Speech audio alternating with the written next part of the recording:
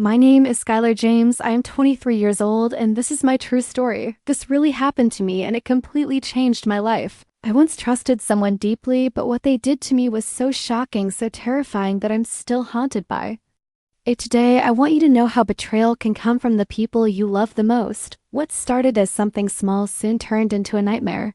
I never imagined. If you really want to know how it all happened, then stay with me till the very end, because my story will leave you speechless. Don't forget to like, share, and subscribe, and remember this story is written and edited by Dark Life Side Diaries. My life before everything fell apart seemed so normal, so ordinary that no one could have predicted what was coming.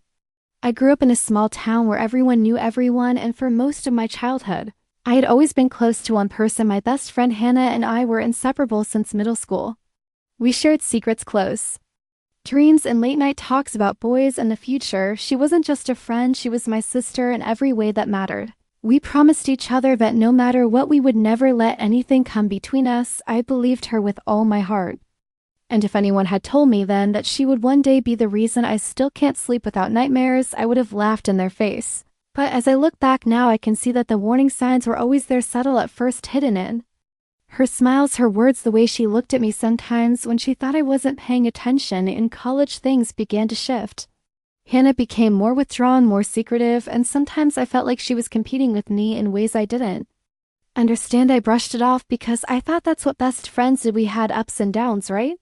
But soon little things started happening. I would lose belongings only to find them later in Hannah's bag with her, pretending she accidentally picked them up. I would overhear her making snide remarks about me to people we both knew, though she would laugh it off as a joke when confronted. And then there were the nights I would wake up in our shared dorm room seeing her just watching me in the dark, her eyes wide and unblinking before she quickly turn over and pretend to sleep. I told myself I was imagining it, that stress was playing tricks on me, but deep down something about her gaze chilled me to my bones. It wasn't the look of a best friend, it was the look of someone who hated me more than anything, though she smiled every morning as if nothing had happened. Then came the night that changed everything. I had just gotten back from a late study session, and Hannah was already in bed, or so I thought. The lights were off, the room was silent except for the faint sound of her breathing. I slipped into bed and tried to fall asleep, but I couldn't shake the uneasy feeling crawling up my spine. Hours later, I woke up to the sensation of someone standing over me. My eyes fluttered open, and in the dim light spilling in from the hallway, I saw Hannah, her face inches from mine, her hair hanging down like a curtain, and in her hand something sharp glinting.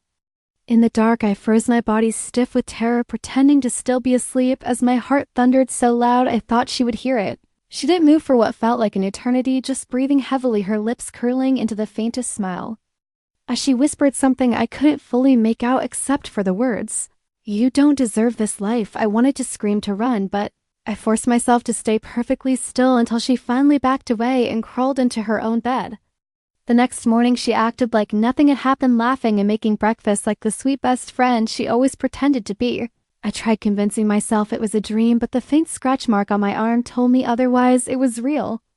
And whatever Hannah was planning, it was only just beginning. And that was the night I realized that the person I trusted the most, the person I loved like a sister, was quietly plotting something so twisted that it would drag me into the darkest nightmare of my life. After that night, nothing felt the same.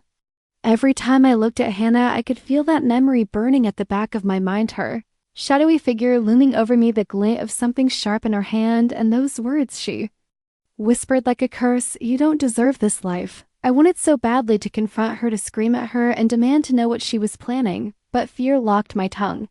Instead, I began keeping distance, though it wasn't easy when we still shared the same dorm room, the same classes, the same circle of friends. At first, I thought maybe I was being paranoid, maybe she'd been sleepwalking or muttering in her dreams, but the deeper I tried to rationalize, the more the world around me began to unravel. It started with small, chilling incidents that were too precise to be coincidences. My textbooks disappearing the night before an exam and turning up in the trash outside. Threatening notes scribbled in handwriting I recognized all too well slipped under my door. My phone mysteriously resetting and erasing all my contacts, except for Hannah's number, which was somehow saved 3 times under different names. Whenever I tried to talk to anyone about it, our friends, even a counselor, they brushed it off, telling me that Hannah was too sweet, too kind to ever do something like that. And Hannah, with her angelic smile and her carefully crafted words, would twist the narrative, making me look like I was losing my grip. In reality, it was terrifying how easily she could manipulate everyone around us. One night I woke up again to a noise in the room, and when I turned my head, I caught her standing by my desk rifling through my drawers. When I called her name, she froze, then smiled, holding up my diary and laughing as if it was the funniest joke in the world. "Just curious," she said, tossing it back down.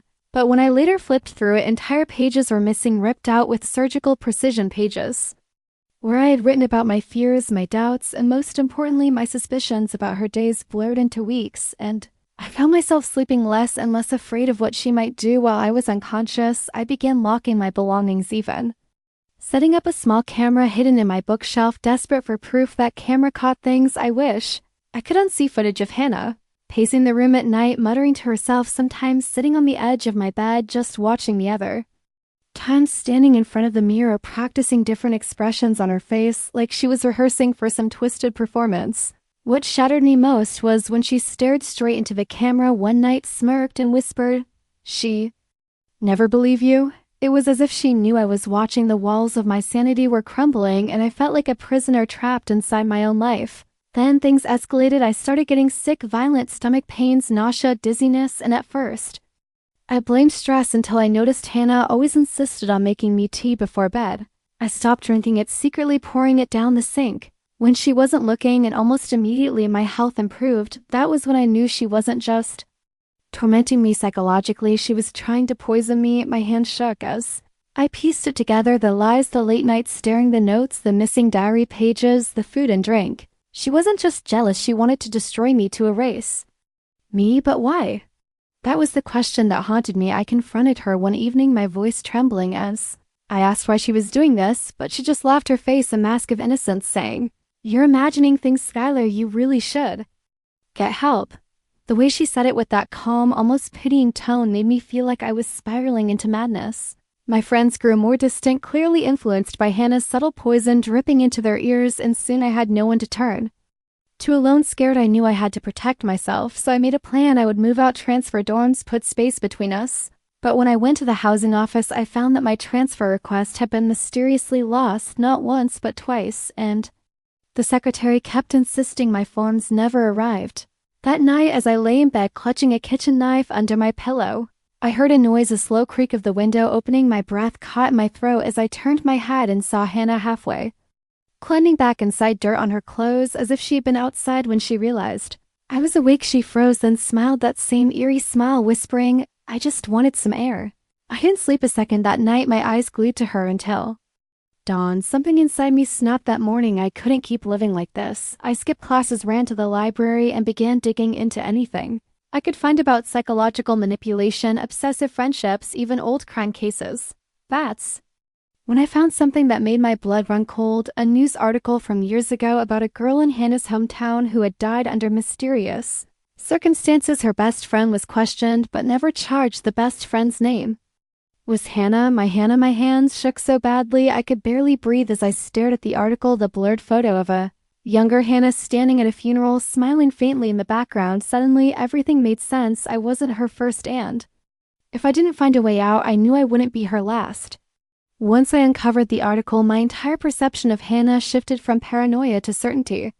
She wasn't just toxic or jealous, she was dangerous, and I was living with a predator who had already tasted destruction once before. But how do you convince anyone when the enemy wears the mask of a perfect best friend? Every time I tried to talk to people, Hannah was 2 steps ahead, twisting the story, painting me as unstable. She had sown seeds of doubt so deeply that no one questioned her, and soon I realized I was truly isolated. That was her plan all along, to strip me of allies, to leave me vulnerable, and then to strike. After that night of seeing her crawl through the window, I began barricading my door with furniture and leaving lights on, hoping constant vigilance would keep me safe. But paranoia is exhausting, and exhaustion breeds mistakes. One evening, after a long day of classes and keeping watch over my own shadow, I fell asleep at my desk hours later. I woke with a start, the room dark, the only sound the hum of the air vent. My heart stopped when I realized my bed was empty, the blankets pulled back neatly as if no one had touched them. Then slowly I heard it, a faint drip coming from the bathroom, my body trembled as I crept toward the sound, only to push open the door and find Hannah standing at the sink, her hands covered in something dark, the faucet running as she scrubbed. She turned her head slowly, her eyes locking onto mine, and with a chilling calmness said, "Couldn't sleep either?" Before shutting the water off, I saw what she was trying to wash away, small streaks of red trailing into the drain.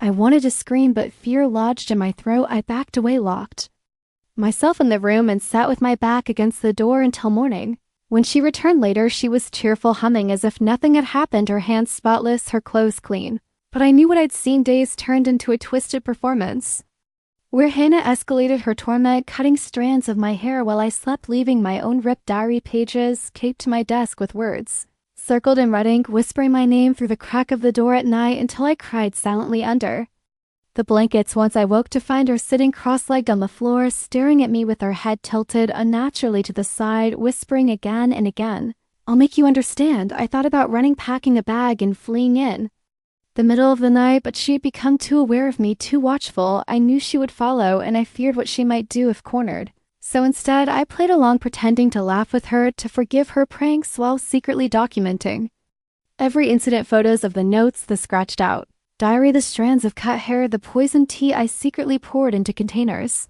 I thought maybe if I collected enough evidence, I could finally get someone to believe me, but Hannah seemed to sense what I was doing. One evening, I came back to find all my belongings thrown across the room, my hidden containers smashed, my phone screen cracked, and scrawled across my mirror in black marker were the words, "Trust is dead." That night, as I curled up in bed trembling, I heard her giggling softly in the dark, a sound that was worse than any scream.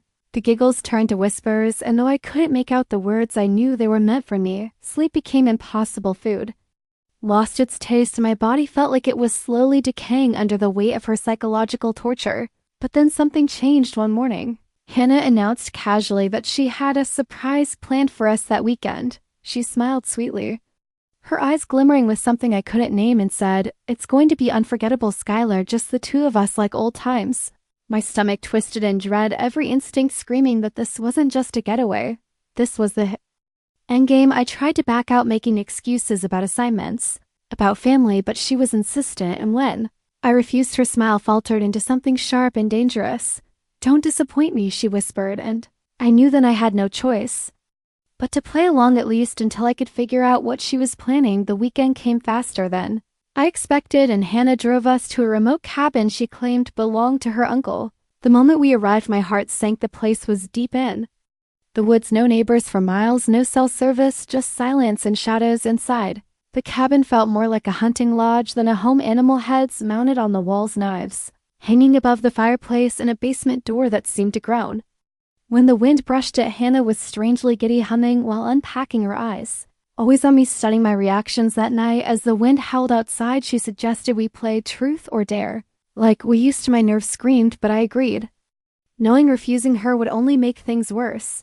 The game started innocently enough, silly questions about childhood, crushes, dares to sing a song or dance, but then her questions turned darker. "Have you ever thought about how you'll die? Would you forgive me if I hurt you? Do you think anyone would miss you if you were gone?"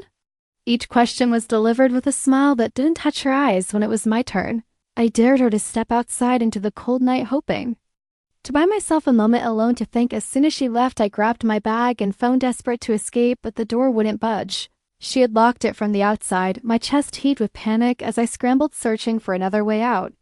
But before I could find one, I heard her footsteps returning, her voice sing-song as she said, "Running away again, Skylar?" She entered holding a lantern, her face cast in flickering shadows, and for the first time I saw the mask slip completely. The hatred, the obsession, the hunger in her eyes. "It's finally time," she whispered, setting the lantern down, reaching into her bag. My breath caught as I saw the glint of a blade. Trapped in a cabin, isolated in the woods with my best friend turned tormentor, I realized with absolute clarity this was it. Hannah wasn't going to let me leave alive. The air in the cabin felt suffocating, every breath thick with dread, as Hannah stood across from me, the blade in her hand reflecting the glow of the lantern like a cold, deadly star. My entire body trembled, but I forced myself to stay calm, knowing panic would only feed her madness. "Why are you doing this?" I whispered, my voice cracking, but her smile widened, a cruel twist of lips that revealed nothing but satisfaction. "Because you took everything from me." Skylar, she said softly, almost tenderly, though her grip on the knife never wavered. People love you. They trust you. They believe in you, but me? I've always been the shadow, the afterthought, the one no one really saw. Do you know what that feels like? To be invisible next to the person you call your best friend? I won't be invisible anymore. Her words cut deeper than the blade ever could, and I realized then that all her twisted actions weren't random. They were calculated, driven by years of envy and obsession festering into hatred so strong it consumed her. She stepped closer, her footsteps deliberate, and I backed away until my spine pressed against the rough wooden wall. My mind raced, fight or die, summoning every ounce of courage. I darted sideways, grabbing the lantern and hurling it toward her. The glass shattered, flames erupting across the floor, forcing her back for a moment. But Hannah only laughed, a wild, unhinged sound. You think fire scares me? She hissed, lunging forward with the knife. We struggled, my hands clawing at hers as the blade inched dangerously close to my throat. Her strength shocked me, fueled by rage, but desperation gave me an edge. I twisted, driving my knee into her stomach, and the knife clattered to the ground. I scrambled to grab it, but she tackled me, slamming my head against the floor. Stars exploded in my vision, and for a moment everything blurred. The smell of smoke, the sound of her voice whispering, "It ends tonight." Somehow instinct took over. My hand found the broken lantern glass, and I slashed wildly, catching her arm. She screamed, the sound feral, and stumbled back long enough for me to seize the knife, but as I pointed it at her, my hands shaking uncontrollably, I saw the fire spreading fast, licking up the walls, devouring the curtains. We'll burn together. Hannah spat, her face illuminated by the inferno, her eyes gleaming with madness. She lunged again, and in that moment survival screamed louder than fear. I drove the blade forward, and time seemed to freeze. The look in her eyes, shock mixing with something like relief, as if she had finally gotten what she wanted. She collapsed to the floor, the flames surrounding her. Final words, a whisper barely audible over the roar of the fire. Now, you'll never forget me. I stumbled back, sobbing, the knife slipping from my hand as I realized what I had done. The cabin was an inferno now, heat blistering my skin, smoke filling my lungs with every ounce of strength. I pushed through the back door and into the freezing night, collapsing in the snow as the cabin behind me was swallowed by flames. Fire raged on, sparks rising into the sky like dying stars, and in that moment I knew Hannah's story had ended, but her shadow would haunt me forever. The authorities arrived hours later, alerted by a passing hiker who had seen the fire. They found me half-conscious, trembling, barely able to speak. When I tried to explain what had happened, they listened, their faces grim, and though they searched the ashes, Hannah's body was never found. Some said the fire consumed her completely, others whispered she might have escaped into the woods. I never knew the truth, and sometimes when the night is too quiet, I swear, I still hear her voice whispering my name, promising she isn't gone. Therapy helped, friends slowly returned, and life moved forward. But the scars inside me never healed. Hannah had wanted to make sure I would never forget her, and she succeeded.